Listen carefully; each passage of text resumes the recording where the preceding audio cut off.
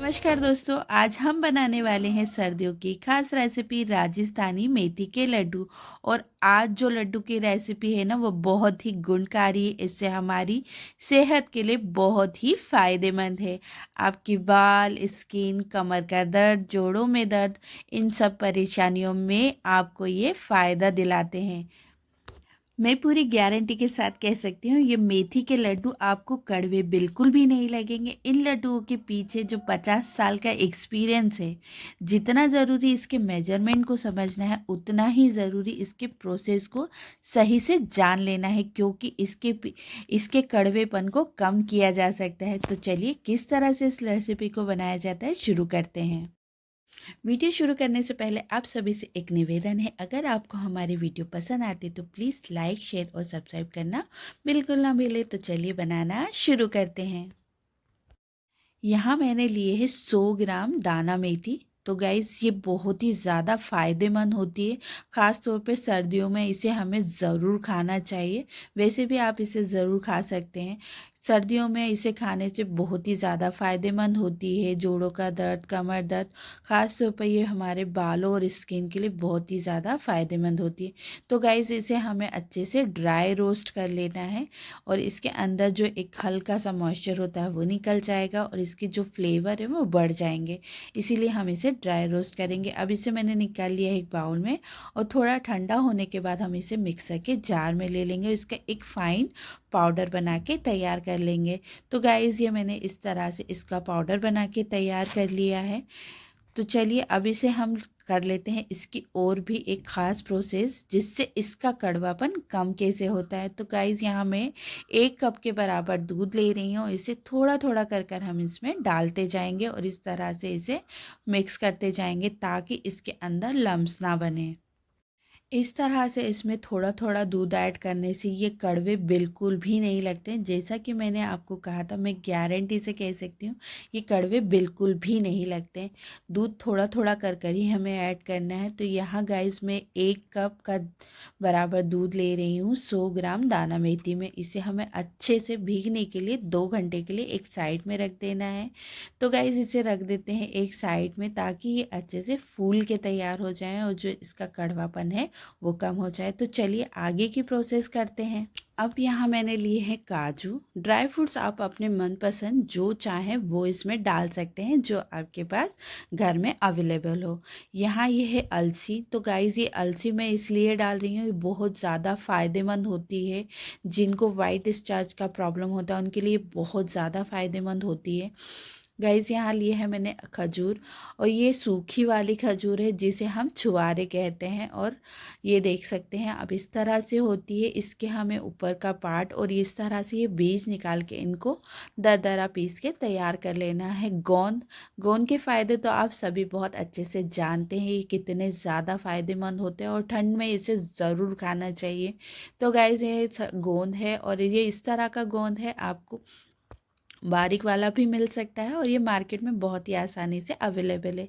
किशमिश लिए है, और ये बादाम। तो बादाम के फ़ायदे तो आप सब बहुत अच्छे से जानते हैं, ये कितनी ज़्यादा फ़ायदेमंद होती है। और यहाँ लिया है मैंने सूखा हुआ खोपरा, यानी कि नारियल, और इसको इस तरह से ग्रेट करके तैयार कर लिया है। यहाँ मैंने लिए हैं लोटस सीड्स, यानी इन्हें ताल मखाने कहा जाता है, और इसमें मैग्नीशियम की मात्रा बहुत ज़्यादा होती है, और हाई प्रोटीन का सोर्स होता है। और ये है मगज के बीज, जिसे बहुत ज़्यादा फ़ायदा पहुँचाते हैं ये हमारे बोन्स को। तो गाइज़, यहाँ मैंने जायफल लिया है, हरी इलायची को मैंने शक्कर के साथ पीस के तैयार किया है, सोंठ, और ये है काली मिर्ची, जो हमारे आँखों को बहुत ज़्यादा फ़ायदा पहुँचाती है। ये सारी चीज़ें हम इस लड्डुओं में डालने वाले हैं, और साथ बेनिफिट्स के लिए हम डाल रहे हैं इसमें गुड़। आप जिसको डायबिटीज़ है वो भी इस लड्डुओं को बहुत ही आसानी से खा सकते हैं, क्योंकि हम यहाँ शक्कर का यूज़ बिल्कुल भी नहीं कर रहे हैं। और यहाँ लिया है मैंने घी।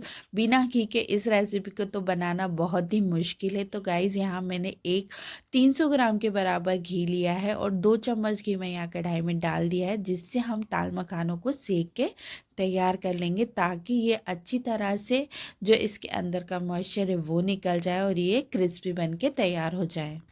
अब हम चेक करेंगे ये अच्छे से रोस्ट हो गए, यानी कि अच्छे से बिल्कुल हाथ में चूरा हो रहे हैं।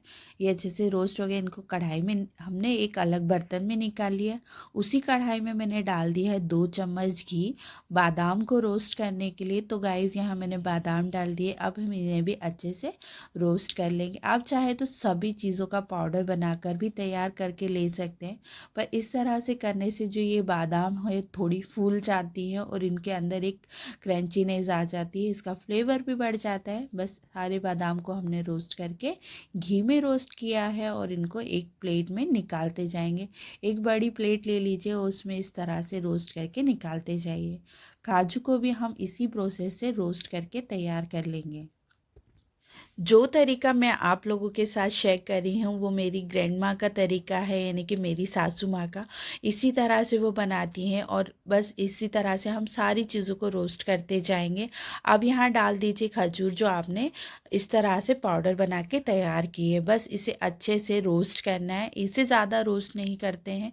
ये 1 से 2 मिनट में ही अच्छी तरह से रोस्ट हो जाती है। अब जो कोकोनट हमने इस तरह से ग्रेट करके लिया था वो डाल देंगे और इसे भी हम अच्छे से भूंज लेंगे। दोनों को हमें बराबर भूंज लेना है और इनको निकाल लेना है एक बड़े अलग बर्तन में, ताकि आप इसे एक दरदरा पाउडर बना के तैयार कर सकें। अब हम अलसी के बीज को डाल देंगे। तो अलसी के बीज मैंने घी में नहीं डाले, इन्हें सिर्फ कढ़ाई में ऐसे ही गरम कढ़ाई में डाला और इनको अच्छे से चटकने दीजिए। जितनी अच्छी तरह से ये चटकेंगे, यानी कि बहुत ही अच्छी तरह से सीख गए हैं, जो इनका जो फ्लेवर है वो बढ़ जाता है। और आप देख सकते हैं किस तरह से चटक रहे हैं। चटकते वक्त आपको खास ध्यान रखना है, एक प्लेट लगाइए एक साइड में, ताकि ये पूरी तरह से उछले नहीं। अब गाइस हम गोंद को फ्राई करेंगे। तो उसी कढ़ाई में मैंने घी को डाल दिया है। घी की मात्रा यहाँ हम थोड़ी ज़्यादा लेंगे, ताकि हम गोंद को अच्छी तरह से फ्राई कर सकें। अभी भी घी हमारे पास बचा हुआ है, तो आप देख सकते हैं घी जैसे इस तरह से आपको गोंद को थोड़ा थोड़ा दूर तक फैलाते हुए डालते जाना है। और धीरे धीरे ये गोंद जब आप सीखता जाएगा तो ये इस तरह से ऊपर घी के ऊपर तैरने लगेगा और ये अच्छी तरह से फूल के तैयार हो जाएगा। गोंद को फ्राई करते वक्त आपको खास बात का ध्यान रखना है, गैस की फ्लेम को बिल्कुल मध्यम रखें ता और घी को अच्छी तरह से इसमें फूलने दें गोंद को, और इस तरह से एक प्लेट पर निकालते जाएं। तो सारा गोंद हम इसी तरह से फ्राई करके तैयार कर लेंगे। तो गाइज़ आप देख सकते हैं गोंद को हमने इसी एक एक कर थोड़ा थोड़ा कर कर ही डालना है, एक साथ बिल्कुल ना डालें, नहीं तो वो पूरा चिपक जाएगा और गोंद हमारा अच्छे से फ्राई नहीं होगा। अब ये देख घी हमारा इतना बच गया है, इसमें हम डाल देंगे किशमिश। और किशमिश को भी हम फ्राई कर लेंगे, ताकि इसके अंदर जो एक जो टेस्ट है वो बढ़ जाए और घी का फ्लेवर इसके अंदर अच्छे से आ जाए। बस इसी तरह से हमने इन सभी को, जितने ड्राई फ्रूट्स आप डालना चाहे उतने इसमें डाल सकते हैं और इनको अच्छे से फ्राई कर सकते हैं। यहाँ इसके फ्लेवर को बढ़ाने के लिए मैं डाल रही हूँ बेसन। तो यहाँ मैंने आपको बताया ही है 2 से 3 चम्मच के बराबर मैंने बेसन का यूज़ किया है। और अब हम इसमें डाल देंगे गेहूं का आटा। 1 कटोरी के बराबर हम इसमें गेहूं का आटा डाल रहे हैं। ये लड्डुओं को बनाने के लिए मैंने 1 कटोरी आटे का यूज़ किया है और 2 से 3 चम्मच में यहाँ बेसन का यूज़ कर रही हूँ। अब हम इसे अच्छे से सेकते जाएंगे जब तक कि इनका कलर चेंज ना होता जाए। जैसे ही इसका कलर चेंज हो जाएगा हम इसमें ऐड कर देंगे 2 से 3 चम्मच घी और इसे अच्छे से मिक्स करते जाएंगे। अभी भी मैं आपको इसका टेक्सचर बताती जाऊँगी जब ये घी अच्छे से इन सभी में मिक्स हो जाएगा। तो गाइज़ आप देख सकते हैं घी हमारा अच्छे से मिक्स होता जा रहा है और इसका कलर बिल्कुल चेंज हो गया है। अब हम इसमें डाल देंगे खसखस, यानी जिसे पॉपी सीड्स कहा जाता है। 1 से 2 चम्मच में यहाँ खसखस का यूज़ कर रही हूँ, मैंने इसमें ऐड कर दिया है। गरम घी में ही ये आटे के साथ अच्छे से मिक्स हो जाएगी और पक जाएगी। तो गैस के फ्लेम हम कर देंगे यहाँ बंद और आपको इसका टेक्सचर बताती हूँ कि ये कितना अच्छा सिक के तैयार हुआ है। तो गाइज़ ये सब हमारा सेक के तैयार हो गया है। सब चीज़ों को हमने फ्राई करके तैयार कर लिया। अब ले लीजिए एक मिक्सर का जार और इसमें डाल दीजिए वो ड्राई फ्रूट्स जिनको आपने रोस्ट करके तैयार किया। तो गाइज़ सारे ड्राई फ्रूट्स मैं इसी जार में तैयार कर लूँगी और इनको एक अच्छा सा दरदरा पाउडर बना के हम इसका तैयार कर लेंगे। दाल मखाने भी हमें इसी में ही डाल देने हैं, आपको अलग से पीसने की ज़रूरत नहीं है। एक ही साथ आप सारी चीज़ों को बड़े से जार में डाल दीजिए और पीस के तैयार कर लिए। और गोंद को हमने एक साइड में रख दिया है।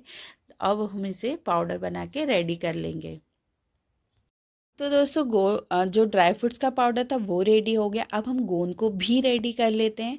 तो एक कटोरी ले लीजिए, इसको फ्लैट सरफेस से इसको इस तरह से क्रश करते जाइए। इससे जो इसका क्रंचीनेस है वो बिल्कुल भी ख़राब नहीं हो, तो बहुत ही ज़बरदस्त लगते हैं जब ये मुंह में आते हैं। लड्डू के हल्के हल्के इसके बाइट्स आते हैं, बहुत ही टेस्टी लगते हैं।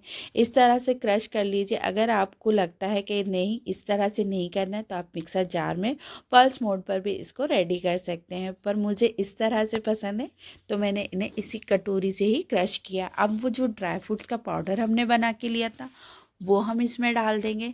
तो गाइस इसे भी हम अच्छे से मिक्स कर लेंगे। अब मैं यहाँ डाल रही हूँ काली मिर्च पाउडर, 1 चम्मच सोड पाउडर, और इन सभी को एक साइड रख देंगे और मिक्सर जार में ले लेंगे। हम जो खजूर और हमने खोपरे को रोस्ट करके लिया था उससे भी हम इस तरह से थोड़ा सा एक बार और पल्स मोड पर चला के तैयार कर लेंगे। इसे भी हमने पीस के तैयार कर लिया है, तो चलिए इसे भी ऐड कर लेते हैं उसी बड़े से बर्तन में। और इसके बाद हम चलते हैं जवस और जो हमने अलसी और मगज के बीज को हमने सेक के तैयार किया था उन्हें भी हम इसी में ही पीस के तैयार कर लेंगे। एक ही जार में आपको सारे काम हो जाएंगे, आपको अलग से बार बार बर्तन भरने की ज़रूरत नहीं है। इसी में ही हमने इसको भी पीस के तैयार कर लिया। और चलिए उसी थाली में हम इसे भी ऐड कर लेते हैं और चलते हैं हमारी दाना मेथी को देखने के लिए। तो गाइस ये दाना मेथी हमारी फूल के अच्छे से तैयार हो गई है। आपको दिख ही रहा होगा कि कितनी अच्छी फूल के तैयार हुई है। अब इसे फोक की मात्रा से इस तरह से दर्द अलग करते जाइए और एक बड़ी सी प्लेट में ले लीजिए। तो गाइस इसे मैं एक बड़ी सी प्लेट में शिफ्ट कर रही हूँ ताकि आपको दिखा सकूँ ये कितनी अच्छी तरह से फूल के तैयार हो गई है। थोड़ी सी चिपचिपी लगती है हाथ में, पर ये इसका जब हम इसको प्रोसेस करके तैयार करते हैं तो बिल्कुल भी कड़वी नहीं लगती है और इसका जो सारा मॉइस्चर है वो निकल जाता है। अगर आपके पास समय ज़्यादा तो आप इसे धूप में सुखा के भी रेडी कर सकते हैं। आपके पास समय है तो इसे ओवरनाइट यानी कि धूप में रखने के बाद आप इसे जब तैयार करेंगे तो ये पाउडर नुमा हो जाएगी और आपको बनाने में आसानी होगी। मैंने आपको ये इंस्टेंट तरीका बताया, यानी कि 2 घंटे में ही आपके सारे लड्डू बनके तैयार हो जाए। अब जो आटा हमने कढ़ाई में सेक के लिया था उसे मैंने शिफ्ट कर दिया है परात में और उसी कढ़ाई में डाल दिया है घी। और अब हम इसमें दाना मेथी को ऐड कर लेंगे और इसे नीचे यानी कि गैस से नीचे ही हम इसे अच्छे से मिक्स करेंगे। उसके बाद रख देंगे इस कढ़ाई को गैस के ऊपर पकने के लिए। तो गाइस यहाँ घी को अच्छे से दाना मेथी और घी को हमें नीचे ही अच्छे से मिक्स कर लेना है। फिर उसके बाद हम इसे गैस पर रख के पकाते जाएंगे। जैसे जैसे ये पकती जाएगी इसका कलर चेंज होता जाएगा और ये बिल्कुल एकदम खिली खिली दानेदार ये बन के रेडी हो जाएगी। अभी हमने इसे दरदरा पीस के तैयार किया था। तो गाइस आप देख सकते हैं कि ये जो आसानी से घी को रिलीज़ कर रही है, यानी कि घी छोड़ने लगी है। जब ये घी छोड़ने लग जाए तो मैं समझ जाइए ये अच्छे से पक गई है और इसके अंदर जो दूध का टेक्सचर था वो पूरी तरह से चला गया और ये इसने घी में अपने आप को मिक्स कर लिया। अब डाल दीजिए इसमें थोड़ी सी हल्दी, एंटीबायोटिक का काम करती है तो मैंने यहाँ आधा चम्मच हल्दी का यूज़ किया और इसे अच्छे से मिक्स कर दिया। अब गैस की फ्लेम को कर दिया है हमने बंद और इसे डाल दीजिए मिक्सर के जार में। और ताकि हमने इसे पहले दरदरा पीस के तैयार किया था, अब हम इसे पेस्ट नुमा बना के तैयार कर लेंगे। अब डाल लेते हम इसे मिक्सर के जार में, क्योंकि हमने जब इसे शुरू में पीसा था तो हमने इसे दरदरा पाउडर बना के तैयार किया था। अब हम इसको फाइन पाउडर बना लेंगे और इस तरह से इसको जार से पूरा खाली कर लेंगे उसी परात में जिसमें हमने इन्हें सारी चीज़ों को एकजुट करने के लिए लिया है। तो गाइज़ यहाँ मैंने पूरा जो दाना मेथी का पाउडर था वो उसे डाल दिया है और अब कर लेते हैं हम इसके अंदर मिठास बनाने की तैयारी। तो गाइज़ यहाँ जो बचा हुआ घी था वो ऐड कर लिया। उसके बाद हम इसमें डाल देंगे गुड़। तो गाइज़ यहाँ जितना गुड़ हमने लिया था यानी कि 300 ग्राम के बराबर मैंने यहाँ गुड़ लिया है, उसे हम अच्छे से इसमें बिना पानी डाले इसे मेल्ट करेंगे। मीडियम फ्लेम पर जब आप इसे चलाएंगे तो घी के साथ गुड़ हमारा आसानी से मेल्ट होने लग जाएगा।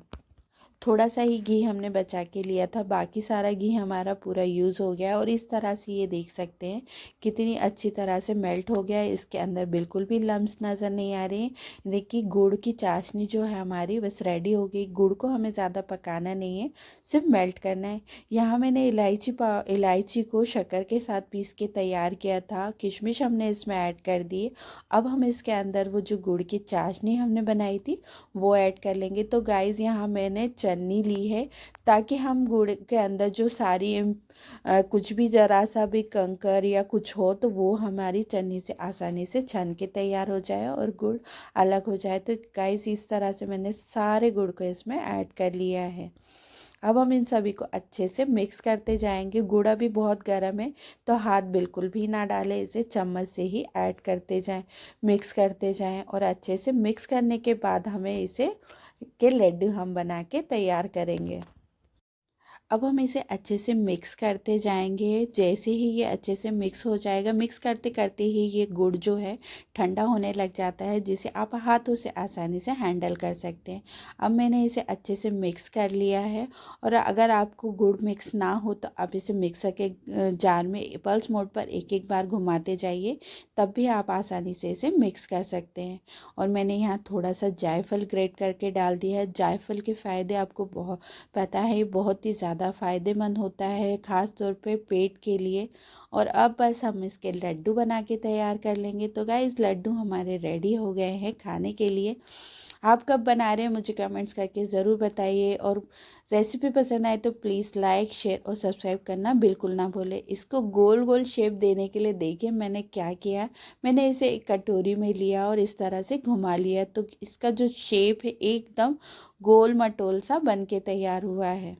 लड्डू गोल मटोल से लड्डू हमारे बनके रेडी हो गए हैं। तरीका आपको कैसा लगा प्लीज़ मुझे कमेंट्स करके ज़रूर बताइएगा। रेसिपी पसंद आए तो प्लीज़ लाइक शेयर और सब्सक्राइब करना बिल्कुल ना भूलें। साथ ही बेल आइकन भी दबाइए, ताकि आने वाली वीडियो की जो नोटिफिकेशन है वो सबसे पहले आपको मिले। ये रेसिपी आप बिगिनर भी बहुत ही आसानी से बना के तैयार कर सकते हैं। जिन बस सिर्फ इन्हें खाने का तरीका जान लेना है। तो गाइज़ इससे आपको सुबह खाली पेट एक लड्डू खाना है, बाद में इसके साथ 1 कप दूध का सेवन कीजिए और इन विंटर का मज़ा लीजिए। इससे कमर दर्द, सर दर्द और जो जोड़ों का दर्द होता है वो बिल्कुल भी नहीं होता है, क्योंकि हमने इसमें बहुत सारी ऐसी चीज़ें डाली हैं जो हमारे लिए बहुत ही ज़्यादा फ़ायदेमंद है। अब मैं इस लड्डू का टेक्सचर आपको बताती हूँ तोड़ करके। ये देखिए बहुत ही आसानी से टूट जा रहा है, यानी कि ये हार्ड बिल्कुल नहीं हुआ। और बहुत ही सॉफ्ट बन के तैयार होते हैं, बहुत ही आसानी से बन के तैयार होते हैं। प्लीज़ इसे एक बार ज़रूर ट्राई कीजिए। मिलते हैं नेक्स्ट रेसिपी में। Thank you for watching.